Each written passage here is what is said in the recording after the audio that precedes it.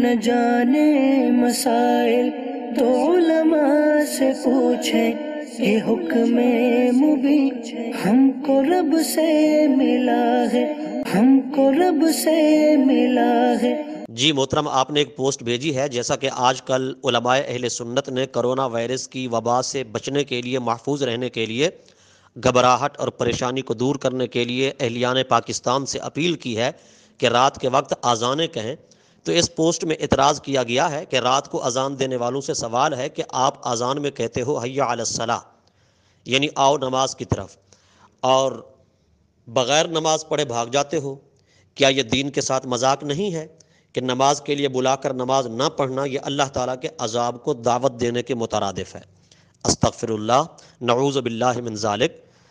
اللہ رسول کے نام کی صدا دینے پر یا اللہ رسول کے نام کا ذکر الاپنے پر اگر عذاب کو دعوت دینے کے مترادف ہے تو پھر عقل کا علاج کرنا چاہیے، پھر اپنے اس علم کے گھمنڈ میں اور اس غرور میں ڈوب کر مر جانا چاہیے کہ اگر اذان صرف اور صرف نماز کے لیے ہی ہوتی ہے، جیسا کہ سائل کا یہ ذہن ہے، تو پھر تاریخ دمشق جلد نمبر 7 صفحہ نمبر 437 پر، اور اسی طرح امام ابو نعیم نے حلیۃ الاولیاء میں یہ روایت نقل فرمائی ہے کہ جب آدم علیہ السلام ہندوستان میں اتارے گئے تو حضرت جبرائیل علیہ السلام نے آ کر اذان پڑھی، تو اس وقت کون سی نماز پڑھی گئی؟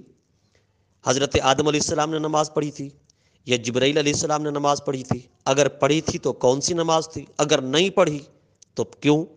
پھر اذان دینے کا کیا مقصد؟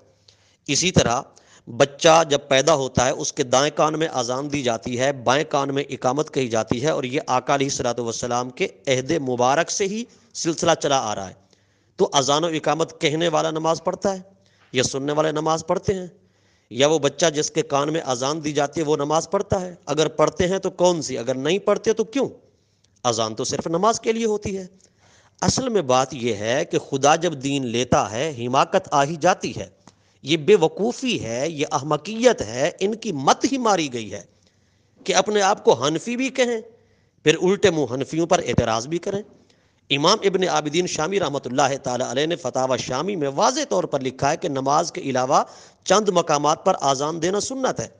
نو مولود کے کان میں اذان کہنا سنت ہے، غم اور پریشانی کے وقت اذان کہنا سنت ہے، مرگی زدہ شخص جس کو دورے پڑتے ہوں اس کے قریب اذان کہنا سنت ہے، غصے میں بھرے ہوئے شخص کے کان میں اذان کہنا سنت ہے، بد خلق اور بد مزاج انسان ہو یا جانور اس کے کان میں اذان کہنا سنت ہے، جب کفار سے جنگ ہو رہی ہو لشکر کے حملے کے وقت اذان کہنا سنت ہے، مسافروں کو جب جنات کے یا شیاطین کے ان کے ہتھ کنڈو کا اور ان کے ڈرانے کا، ان کے خوف دلانے کا خدشہ ہو تو اذان کہنا سنت ہے، مسافر جب راستہ بھول جائے اذان کہنا سنت ہے، جب آگ لگ جائے اور بھڑک جائے تو اس وقت اذان کہنا سنت ہے۔